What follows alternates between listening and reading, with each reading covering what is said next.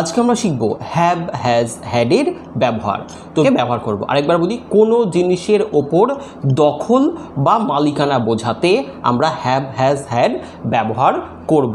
যেমন মালিকানা মানে কি, যেমন আমার কাছে একটা পেন আছে, আমার কাছে একটা ল্যাপটপ আছে, আমার কাছে একটা মোবাইল আছে, তোমার একটা পেন আছে, তোমার একটা ল্যাপটপ আছে। এই যে তোমার আছে বা আমার আছে, এই যে দখলটা আমার আন্ডারে আছে, এইটা বোঝাতে আমরা হ্যাভ হ্যাজ হ্যাডকে ব্যবহার করব। তো আমরা এক্সাম্পল দেখে নিই কয়েকটা। যেমন আমার একটি গাড়ি আছে, কী হবে? আই হ্যাভ এ কার।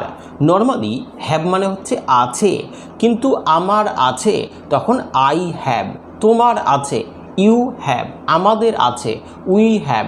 তার আছে হি হ্যাজ। তার আছে কী হবে? He has. নর্মালি হি মানে হচ্ছে সে, হ্যাজ মানে আছে, কিন্তু হির পরে হ্যাজ মানে তার আছে।